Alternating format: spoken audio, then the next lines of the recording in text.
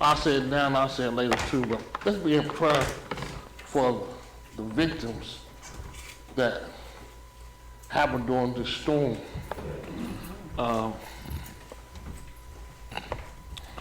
We had several people a church was destroyed in Mayfield Baptist. Mayfield, Kentucky, that church was destroyed. Pastor Duncan, he pastors up on the other side of Russellville in Auburn. His son, oldest son, wife, and children, the whole house, all that was missing. They found one of the children dead, but they ain't found the rest of them. They ain't found the rest of the family. So the one he used to coach with us, yeah. He passed the church. I'm gonna tell you, Brother Love. Yes, sir. You remember when the no-name brotherhood went to the church on the other side of Russellville? What's that, sir? That church. Yeah, remember the no-name brotherhood? Yes. Yeah, that's the pastor. Yeah, that pastor. Oh, okay. Yeah. He used to coach with me and his oldest son, wife, and 2 kids. They found one of the children. Yeah. Bowling Green. What was his name again? Duncan. Bowling Green. It was a neighborhood that one of my fraternity brothers had just moved out from, and that whole neighborhood was just destroyed. Yeah. So this storm here, we thank God that it didn't touch us, but God is, we just show you how God is, man. Yeah. It came through pretty rough too. I don't know if y'all slept through it or not, but it was rough. Yeah. We went down to our safe place to a plaza. Did you? Yeah. The wind was real. It beat it for a while. It beat it for a long time too. Yeah, If you were looking at the radar, that church that is showing northern Montgomery County, where it borders Kentucky. That's there where I live. Yes, ma'am. Okay, and they're showing Fort County. You know how it lifted up and started going north into Kentucky. Yeah. From there. Yeah. Everybody don't understand that borderline right there. But yeah, right there, we real close. Yeah, we real close to the state line. Yeah, let's be in prayer. And I'm hoping, I know the brothers tried to call, make contact with everybody. But a storm like that, we don't know who been affected. So, and that goes 2 ways now. I'll say that later too. If you've been affected, you ought to let somebody know. Just don't wait for somebody to call you. But we try to, I think everybody try to contact everybody, make sure everybody was okay. Well, I lost my legs during the move, but I sister let me get that over today. So I can contact my people. If you was in school and you wouldn't report that to his teacher, she'll just send you outside and you get 3 licks. You get 3 licks. You get 3 licks, man. You get 3 licks.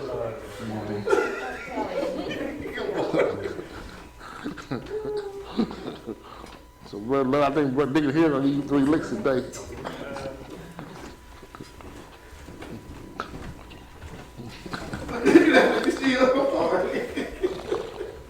We on them 3 licks right now. I'd like to say good morning. First, good night, our Heavenly Father. We thank God for each one of your presence. Today's lesson is David administers justice and kindness. Back around 2 Samuel 9th chapter.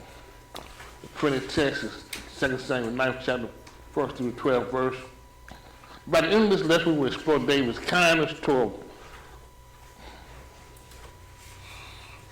Well, that's nice. They spell it different right here. Remember, Jesus, as an act of justice and equity, reflect on the value of keeping our word and show radiant kindness to someone in need. And David said, is there any yet that is left of the house of Saul, that I may show him kindness for Jonathan's sake? 2 Samuel 9th chapter, first verse. Let me begin reading my one verse apiece. And David said, is there yet any that is left of the house of Saul, that I may show him kindness for Jonathan's sake?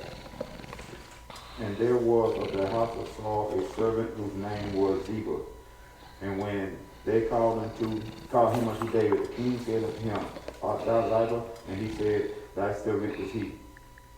And the king said, Is there not yet any of the house of Saul, that I may shew the kindness of God unto him? And Ziba said unto the king, Jonathan hath set a son, which is lame on his feet. And the king said unto him, Where is he? And Ziba said unto the king, Behold, he is in the house of Machir, the son of Ammiel, in Lobar. Then King David sent and fetched him out of the house of Machir, the son of Ammiel, from Lobar. Now when Mephibosheth, the son of Jonathan, the son of Saul, was come unto David, he fell on his face and did with him. And David said, Mephibosheth, and he answered, Behold, thy servant. And David said unto him, Fear not, for I will surely show the kindness for Jonathan, thy father's sake. And I will restore thee all the land of Saul thy father, and thou shalt eat bread at my table continually. And he bowed himself and said, What is thy servant, that thou shouldest look upon such a dead dog as I am? Now the king offered Solomon's servant and said unto him, I have given unto thy master's son all that the palaces love, and to all his house. Now therefore, thy son, thy servant, shall till the land for him, and thou shalt bring in the fruit, that thy master's son may have food to eat. But let thy master's son shall eat bread always at my table. Now Ziba had 15 sons and 20 servants. Then said Ziba unto the king, According to all that my lord the king hath commanded his servant, so shall thy servant do. As for Mephibosheth, said the king, he shall eat at my table as one of the king's sons. And Mephibosheth had a young son, and whose name was Machir. And all that dwelt in the house of Ziba were servants of Mephibosheth. Yeah. Sister Lois, read the background, and Sister Lois, try read the time, people, place, and time after. Okay, it says people who did not have able bodies in David's day would almost always become debtors. Families would not have the resources to care for them properly, and they could not do the most kinds of work that was available, which was usually agricultural work, even today we know to care for those who need physical accommodations. And they say any physical abnormality was seen as a mark of shame. In neighboring cultures, they would be laughed at and ridiculed just for being differently able. Even in Israel, the law-permitted people with some forms of disfigurement from acting as priests. Leviticus 21:16 through 23, or even worshiping in the assembly. Deuteronomy 23, verse 1. Other kings might not even allow differently take the people into their presence by welcoming the fellowship on his own table. They showed suspicious kindness to this young man whose feet never supported him. Dogs. And David said there were some breeds of 100 pounds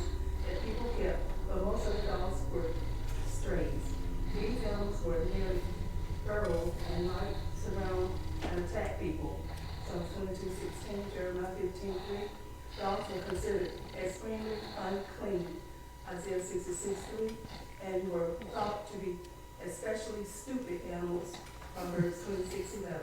Calling someone a dog was a supreme insult. Just Lord's Prayer. Okay, that's right. The young man's name is Mephibosheth. Yeah, I was gonna let everybody hear it. Okay. The background. After returning the Ark of the Covenant to Jerusalem and establishing himself as king over Israel, David set about subjugating his enemies. David conquered the Philistines, the Moabites, the Syrians, and the Edomites, giving Israel control of land as far as the Euphrates. 2 Samuel 8. David was at the height of his power. Still, he remembered his close friend Jonathan. David and Jonathan had grown to be the closest of friends. Though Jonathan was Saul's biological heir, he recognized that God's hand was on David to be the next ruler. Jonathan even stopped his father Saul from taking David's life. 1 Samuel 19:1-7. Jonathan had been fully devoted to David, and David was fully devoted to Jonathan in return. This devotion continued even after Jonathan's death.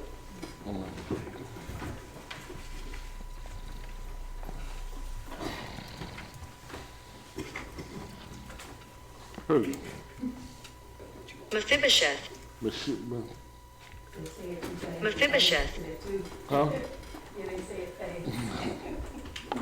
Mephibosheth. Mephibosheth. That's the correct. Pronounce his name? Yeah, Mephibosheth. Look at that, how, okay, if you think about dividing it like phonetically, okay. Mark between the M and the E, then mark between the, I think I'm the name there. Okay. Mark between H, I, D, O, and then the last part, sharp. Mephibosheth. 165. Huh? It's good. Mephibosheth. So listen, and listen. So for those who come to Tuesday Bible study, got a good background on where we at with this lesson. This lesson is after Saul is killed and Jonathan is killed. But to really understand Tennessee, why David, including Caney Fork Electric.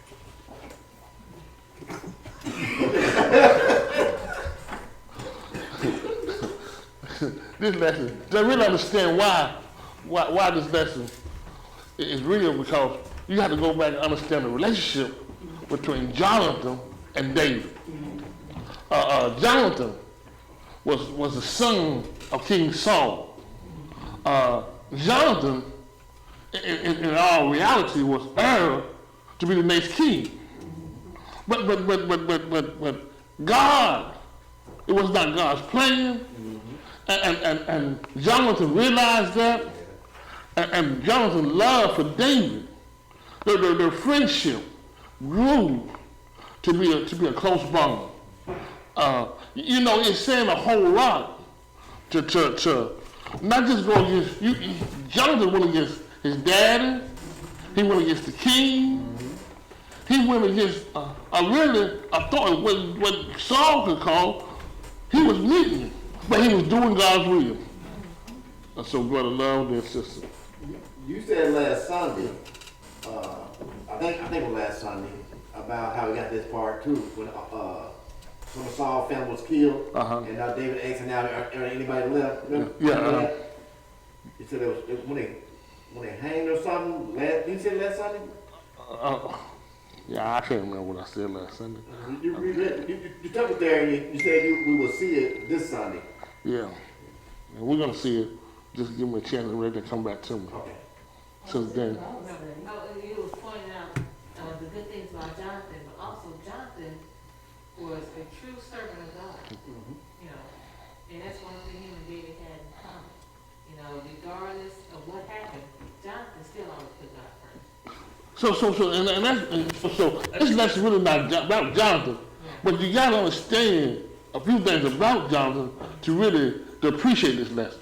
You see, who was Saul? Saul was a farmer. Saul didn't have nothing going on, but he was a big man. And so God used Saul as an example to show the people this is not what you need as a king.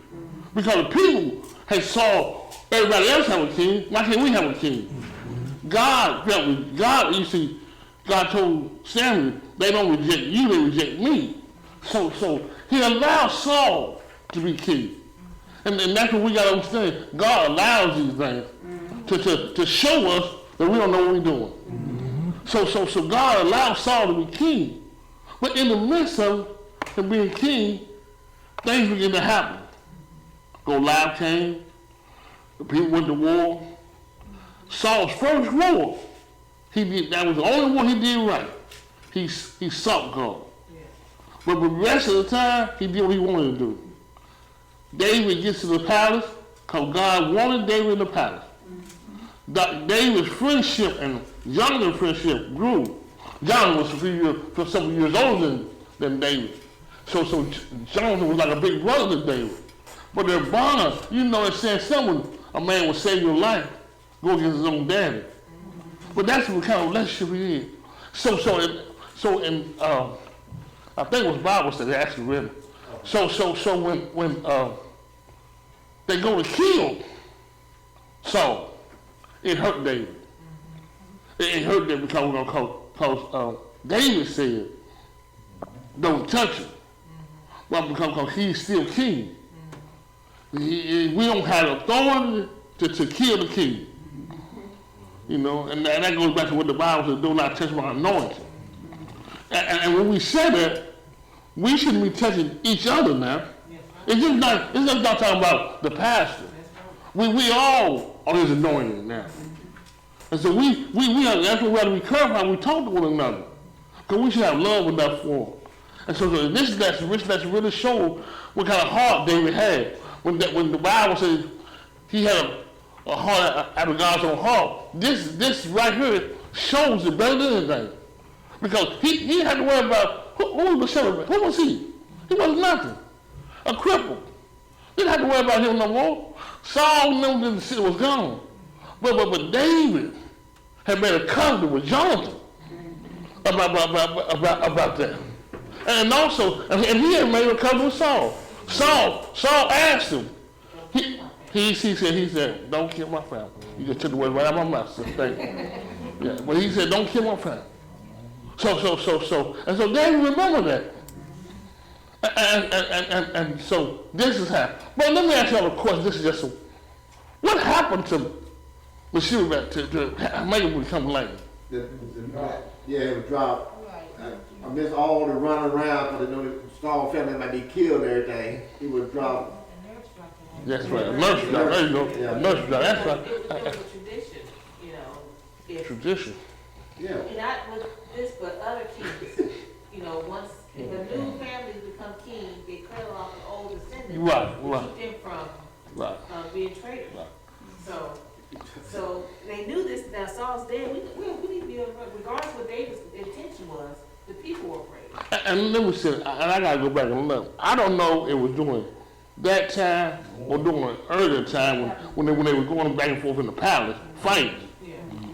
But at some point in time, she got dropped on the way out. The nurse had her, and she dropped, and that's what caused him to be crippled. I think it was during the time after when they was killed. I think that's what it says in the baby. I couldn't remember. I think that's what it says, and that's when they was getting all the people, and they was running, and the baby, she dropped the baby. Somewhere in there is talking about that. But their fear was not exactly what they was going to do, but what they thought they would do. Because of So, But that gives us a good background of a lesson of how we got where we at. And so now, in this 9th chapter of 2 Samuel, David is king. He have had a few battles, and he's trying to get everything in place. He's trying to calm the kingdom down. But here, he thinks about his covenant. And so he asks the question, is there anyone left in the house of Saul? And in 1 Samuel, the 7th chapter, David asked, what can I do for God? And he proposed to build a temple for the Lord. Now David asks another question, which we all should ask. What can I do for others? That's just a good servant's question right there. David's question showed a great love because Saul made himself an enemy of David.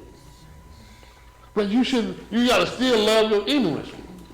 It was customary in those days for the king of a new dynasty to complete massacre anyone connected with the prior dynasty. David went against the principle of revenge and against the principle of self-preservation and asked what he could do for the family of his enemy. David did this because he remembered his relationship and covenant with Jonathan. 1 Samuel 20 chapter 14 and 15 verse. His actions were not only based on feelings, but also on the promise of the covenant. So that's how we got right there. And Ziba, David can only learn that there was a descendant of Saul still living, and could only learn where he was through his servant named Ziba. This meant that Bathsheba was hiding. And for good reasons, man. The phrase is key to understanding David's motivation in this chapter. David wanted to show someone else the same kindness God showed to him. And this is why we say that David was a man of God's own heart. God had been good to him. And now he wanted to be good to somebody. And that's what we all need to remember. God has been good to us all. And it's our job to be good to somebody else. In spite of how other people might treat us, we are not measured to them. We're measured to him. And so we need to be reminded of ourselves. I always say, I don't know about the other person, but I know who I am. So when it takes two to act a fool. It takes two to have a big argument. It takes two there. If one is doing all the yelling and screaming, everybody gonna look at that person. But when you got both of them, then they don't know which one is wrong. So it goes on to say, we learn of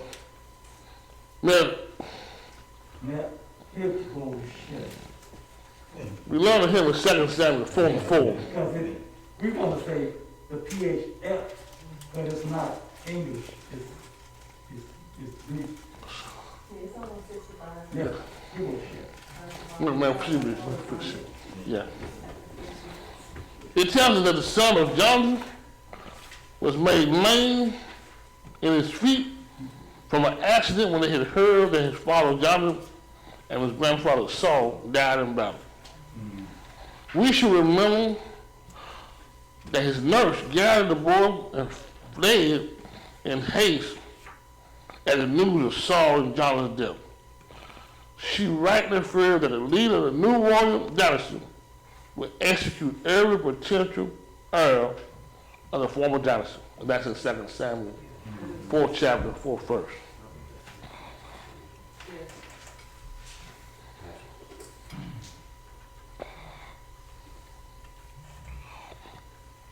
So anybody got a question so far? So Daniel had one. No, I had no question. I was just saying, you were saying that it was her fear. Because as I But as we learned in our Bible study, Saul asked David, Yeah. "Don't kill my family." Yeah. And David has kept his word. Yeah. It was David's never intent, like you said, even though it would be good for his own personal gain to do it. It was never. Well, let me say this now. What did he have to gain from killing off Saul? Saul didn't have nobody left. He already been doing it. Yeah. Really, what gain would he have killing Jonathan's son? And those, even though he had 20 servants, Ziba had 20 servants, they wouldn't have had to rise up against the throne. He wouldn't have had no gain off of that. And then what he should have done, that he didn't do, he should have left that wife of Saul's daughter, he should have left her alone. That's what he should have done. That's what we're going to find out later on in these free chapters. She's married, well, she's living with another man now, but they're going to go back and get her. But this lesson shows us David's heart, his true heart, and his heart was after God's own heart to show love. It says Mashal, I might not pronounce that right. Mashal, the son of Ammonel. He's talking about Mephibosheth's son. Yeah. Mashal. Was it M-I-C-H? Yeah, M-A-C-H-I-R. The son. M-A-C. Oh, that's ain't that his wife? Father. No, The father of his wife. No, that'd be a father-in-law. Father-in-law, yeah. Mephibosheth's son, wasn't it? No, his name is M-I-C-H-A. Meow. Yeah. You spell what the one you're talking about. So in verse 4, it says, "Behold, he is in the house of Mashal, the son of Ammonel, and Lodebar." So that's his wife's father. That's the family. That's the man who hides him. Yeah. No. So that's That's what the nurse took the Dixon to. so when you say that's his wife, you were talking about Jonathan's wife, people?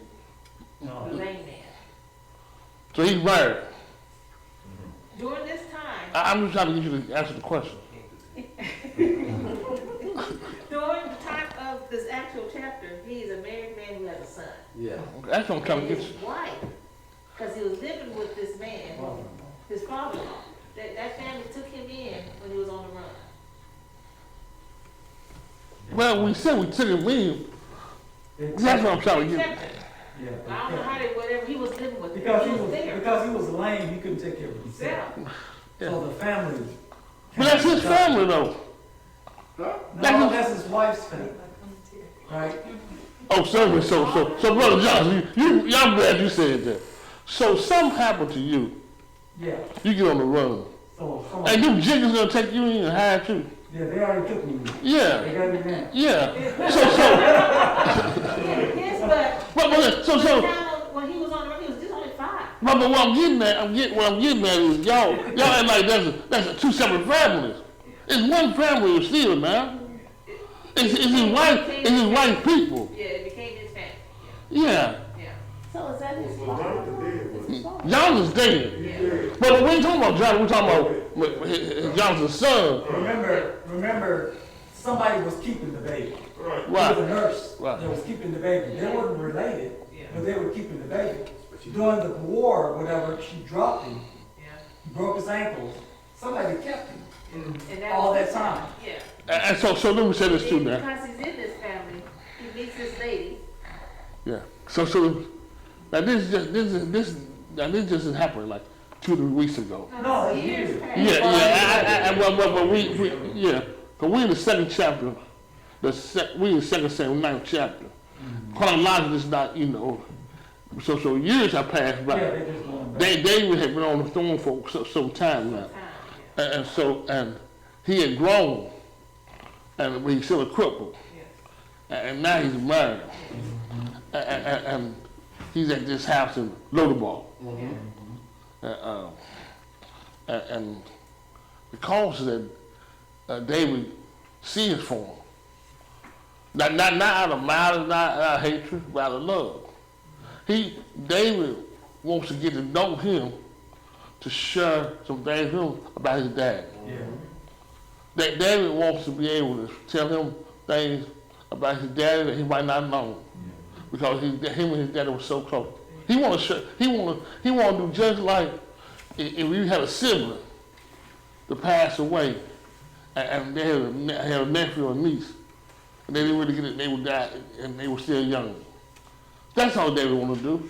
David would be no more than what we would do. There's a question in the book here where it asks, what would you do? Would you wait until you were able to help somebody, or help them when you were able, David wasn't able to help this boy until he became king. You know what I'm saying? This Saul's, Jonathan's son. David was in a position now where he didn't even know the boy existed. So he inquired, is there anybody there? Yeah. And once he found out, he was in a position to do what his heart led him to do, to really help. See, and I saw that, and I'm gonna tell you, I disagree with how that commentary put that together, because that wasn't. First of all, they were probably thinking about it at the time. They were just getting taken over king. Yeah. That's not for top. That wasn't the priority on his list, because he had to go to war. Because why did David not get to build a temple? Because he was a man that had blood on his hands. Because he was a man of war. So he fought many battles. But that's what I tried to say at the beginning. When the dust settled, and he goes back down his list and reminds him that he made a covenant with Saul and Jonathan. He said, well, let me see if there's anybody left for now. Yeah. That God put that on his heart. But God didn't put it on his heart until he got other things settled. Because God can let him forget about that and never think about it no more. But so it wasn't the fact that he was in position now. I believe it was now time that he had opportunity to be able to seek for him. He was king. He was king already. If he could have set aside a place for him when he became king. But when he had other responsibilities, and not trying to put that one a big responsibility, but he had just took over the kingdom, and the kingdom was at a mess at the time. Let's face reality. Now the kingdom was divided. He was taking care of the lineage anyway. Yeah. He was going to take care of the lineage and show some kindness and justice to That's what it boils down to. What you said, that everybody knew David to be a warrior. To be, Saul killed hundreds, David killed tens of thousands. They knew him to be a warrior. Now he was showing, yes, I'm a warrior, but also I have compassion. See, now another question. See, something we don't think about. This is just. When was Melchizedek born? That David really didn't know nothing about it. What's that? When was he the child born? They was on run at the time. That's a good point. David was on the run. So the child was born when David was on the run. So David was in the palace when the child was born. So David don't really know nothing about this child. So that's why we understand that. Because really, as close as Jonathan and David was, you would think that they would have shared that. Exactly. But the Bible doesn't really make that clear. So, and we can speculate. All we doing right here now is speculating. Did Jonathan know? Know what? Yeah. Yeah, but I'm just looking at the time frame of how long he was on the run and like that. It would match up. Yeah, Jonathan knew because the child was being kept by the nursemaid. Right. It was being kept. It was out. But because of the war and the fighting, the child got hurt.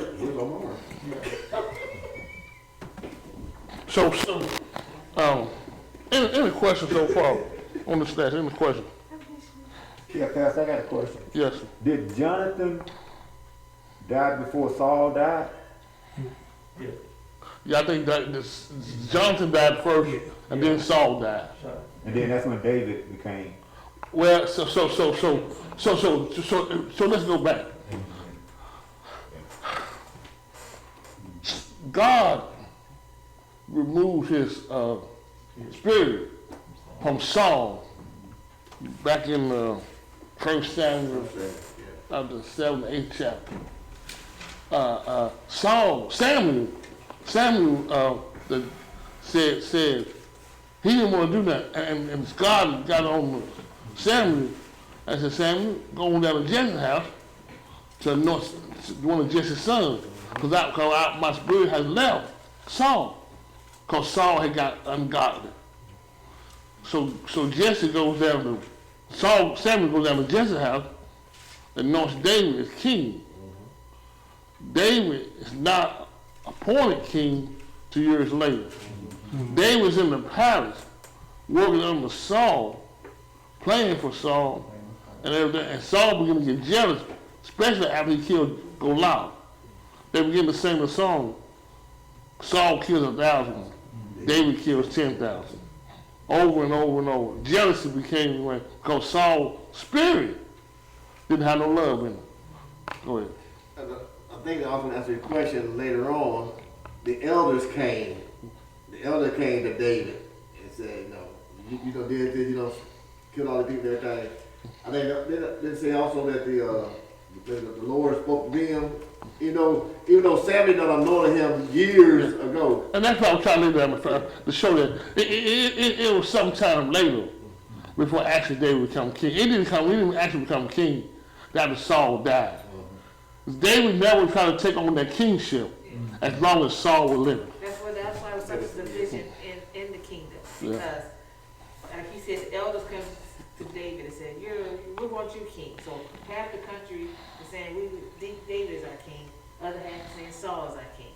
But David himself has always respected Saul's position. Exactly. So regardless of what the people were saying, David was trying to respect Saul's position. So let me show y'all something. So that goes back to saying, what God has for you is for you. You ain't got to try to, just wait your time. Just wait your turn. That right there is a problem in society as a whole. Not just corporate America, but church too. People don't know how to wait their turn to take on, The patience is something. But you gotta have patience. And you gotta trust God. God knows best. So he goes on him. He tells do not fear. These words will be cruel or meaningless unless David gave him a reason not to fear. David made a covenant with Jonathan, promised to show kindness to the sinners of Jonathan. David gladly made good on his promises, even though Jonathan was dead. David simply promised will receive what was his. Whatever belonged to Meshach, David said, I'm going to give it to you. Whatever was, Saul's land. But you knew about these lands all along, but he was afraid to take possession of them because it would expose him before the king. David went against all customs and showing kindness to an heir of the former dynasty. And so this is what I want to really get to. It says, and you should eat bread at my table continually now. For the rest of your life, when I eat, you eat. Now that's showing, I think that really shows the love right there. Because it shows us what we should do with Christ the rest of our lives. We should eat at the same table he eat, for the rest of our life. There will be a banquet, and there will be a feast going on, and the food will never run out. It is also that he went beyond what people say, well, you did enough by giving him, because, he could have gave him what belonged to Saul, he never had to see him again. He could have gave him all that belonged to him. Yeah. And he had his own beautiful world, Yeah. never had to see, but David was showing, I'm going beyond that, to let you know that because of my love for your dad is so great. I want our relationship. I want you to eat with me.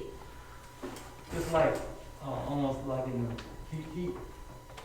he appointed the other gentleman with his servants to work the land and to bring the profits, a portion of the profits, to the young man. Yeah. And he said, well, you ain't got to worry about eating what they eat. You're eating the best over here, but you're still benefiting from it. Because that's still your land. Yes. That's still your land. You, all that, Ziva got to report to you. That's what we want to make sure. Ziva don't get to take it and get, now this is only yours. Yeah. But you take care of Ziva and the servants. But as far as food goes, see, not only did he do right there, but he went a little bit farther. Yeah. Because he gave him a relationship with him as being king. That was here they got to have a good close relationship. And if you look at Luke 22 and 30, Jesus does the same thing with his disciples. Jesus told his disciples that they will eat and drink at his table in heaven. All years of hiding from the king and living in fear and poverty made Messiah think of himself as worthless. And that's why we gotta encourage folks. Cause depression is really going rough these days. Depression, low esteem, and all those things are real. And people don't not have a strong enough relationship with Jesus Christ that they don't understand when trials come, when circumstances happen, when things just don't go your way. God is still God. And that's why we have to really be in prayer for one another and encourage one another that it will be all right. Because people don't understand what God is doing. Because we don't understand what God is doing. Exactly. But we got to trust him. We got to trust him. Now you think about David. David was 17 years old when Samuel came down and anointed him king. God, you got me going running in and out of these caves, doing all this for what? You done left me back and I'd have been fine in the field watching my daddy's sheep. You used to let the people from Egypt. Well, now, that's what I want to get to, man. Because nobody can see the whole picture. When you can't see the whole picture, you say, is this worth it? But that's why I remind myself, but we know how the end is going to be. But we got to get to the end. So you got to go through the journey. And the journey is never easy. There's ups and downs. And this goes with David's life. It goes with the children of Israel. That's especially our lives. Nobody knows what the other is going through. But we got to pray for one another to encourage them.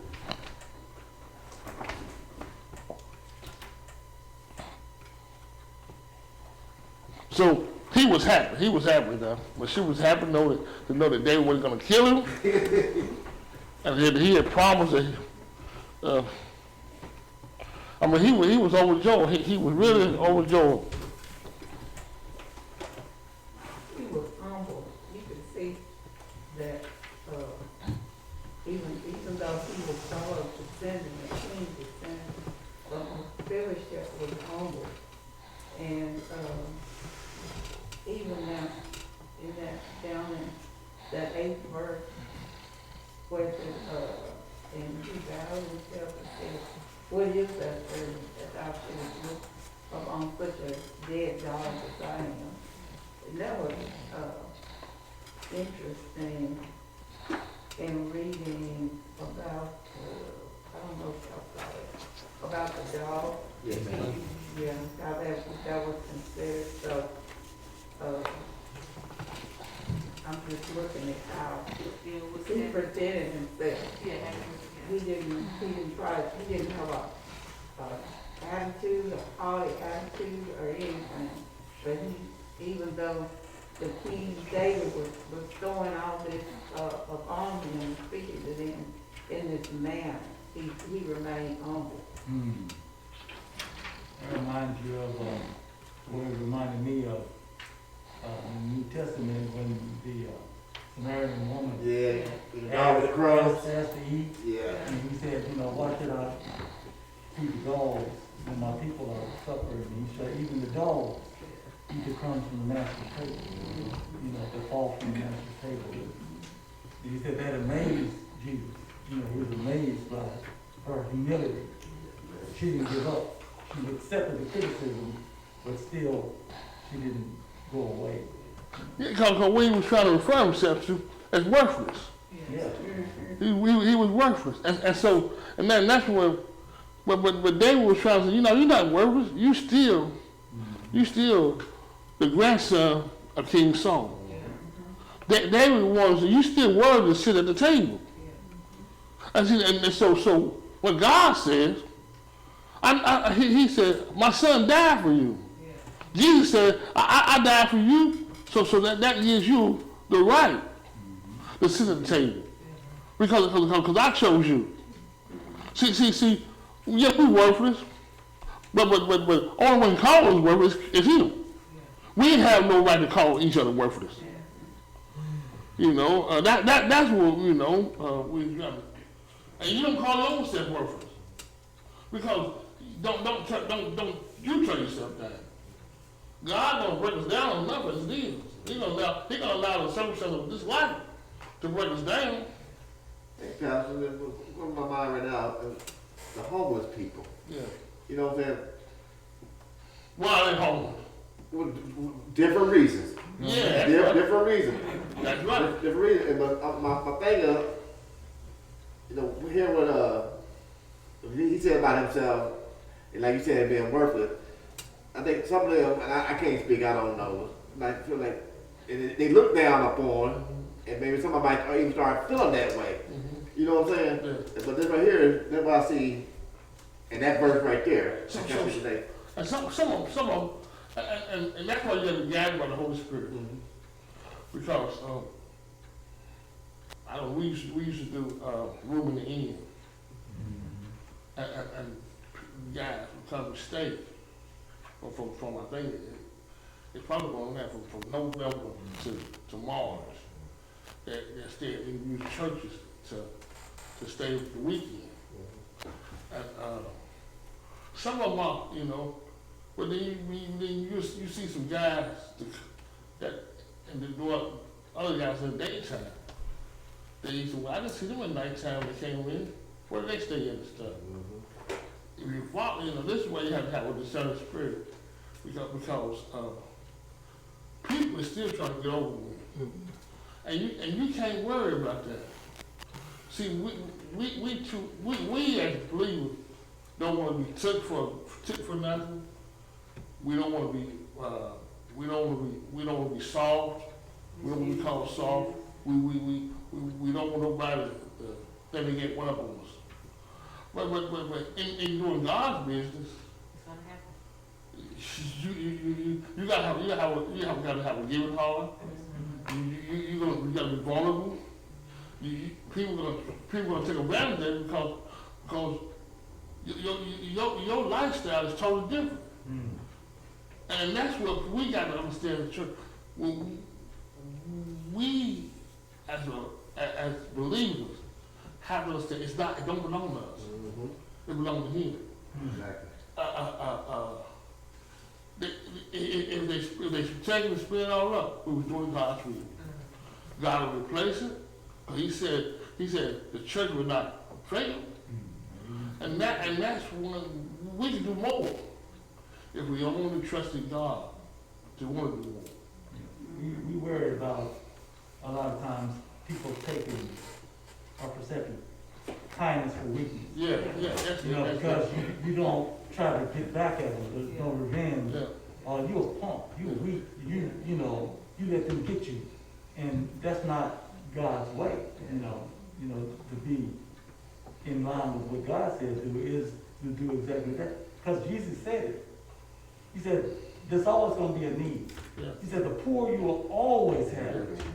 So there's always gonna be a need, That's right. you know?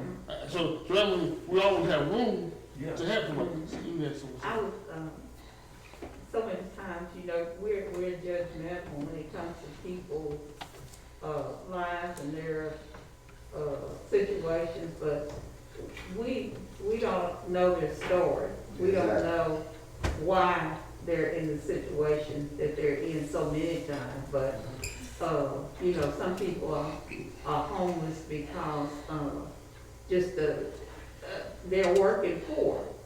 And there comes a situation where sometimes they have to make a choice of whether they're gonna pay rent or Yes. or whatever other expenses. They have children.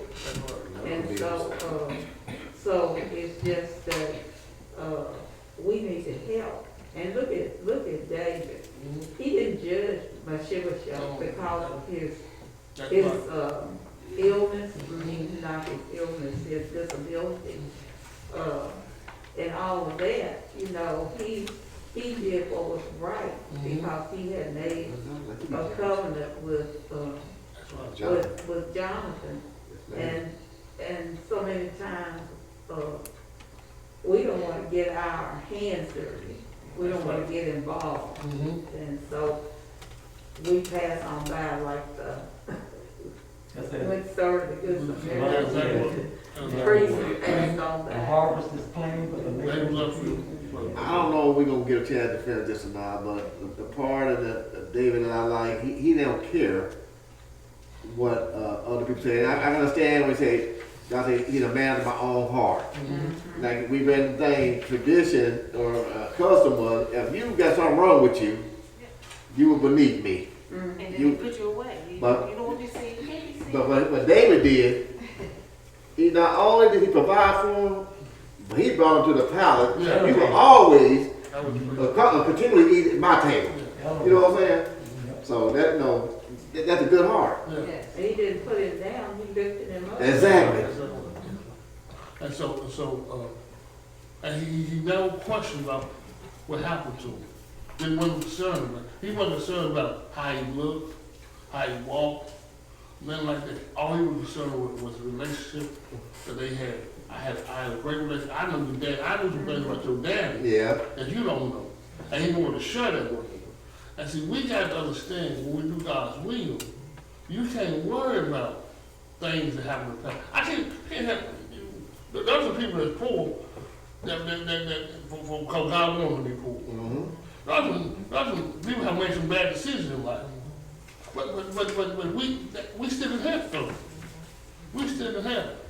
And that's what we as believers struggle with.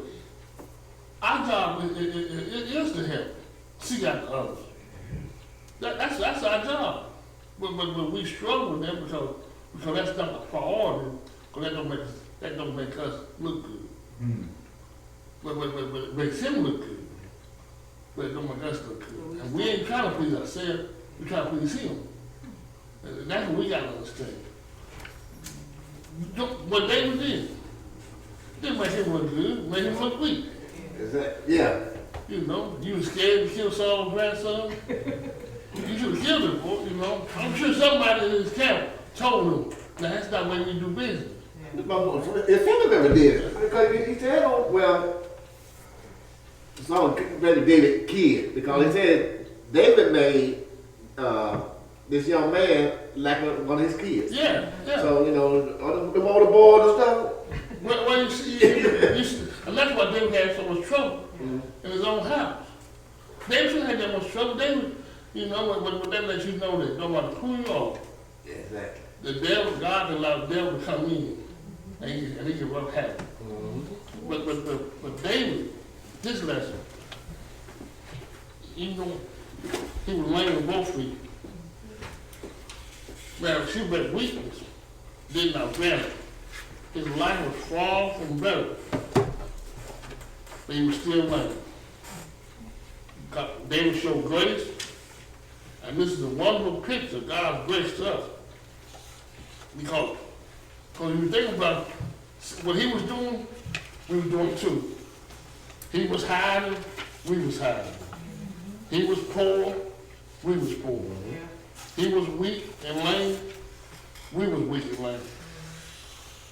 He was separated from the king, we was separated from the king. And so he saw, now notice now, David sought him out. Just as Jesus sees us out. Yeah. Jesus said, you have not chosen me, but I have chosen you.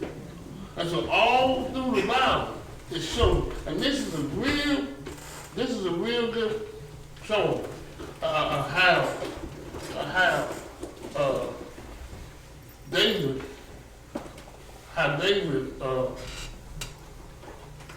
has a heart like God. It really shows that. And not only that, what a privilege to sit at the king's table. But he didn't take it for granted. He didn't act like just because he was the king's grandson that he supposed to be there. He was thankful. He was thankful. What y'all talking about that? When you saying he didn't act like it was his position. He didn't come to David and says, about time you found me. He gave me belong to me. He belonged with death. Come there. He didn't have that type of attitude. Yeah. Like what the Lord said, he humbled himself. He was humble. Any more questions? Y'all got any questions? But not a question, but a statement about David doing what he did. He gave this young man statue, and cause they talk, who was this young man hanging around the king now? So he done restored, and probably restored his faith in humanity too. Well, let me say this now. They knew who he was. Why would they not know? Why wouldn't the people not know? Well, number one, from different area, and number two, he been gone since about 5 years old. Once he came back, they knew because of the servant. Well, they on top, yeah. Yeah, all I'm saying is that the word, and this is why David might have thought everybody was killed first, and then when everything got settled down, then I believe this is what made David start seeking him, because they got him running that way. Jonathan's son lives. Y'all know how y'all loosed up Saul. Y'all. You gotta say we.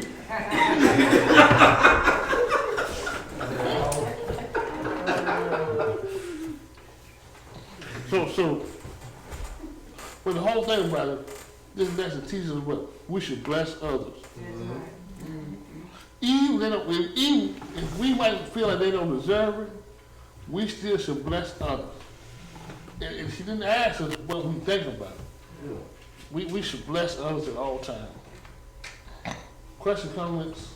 I was just looking, I was thinking about the 23rd Psalm, and we had a conversation about our intention. And when it says, leading me down the path of righteousness, not for our name's sake, but for his name's sake. That way that the world sees that we're doing what we're supposed to do. We're acting the way we're supposed to act. Not so we can gain status, but because we're God's children. Our Father tells us to do that, and Father teaches us to do that, and that's like that. He gets the glory. Well, if no more questions, we'll turn back over time.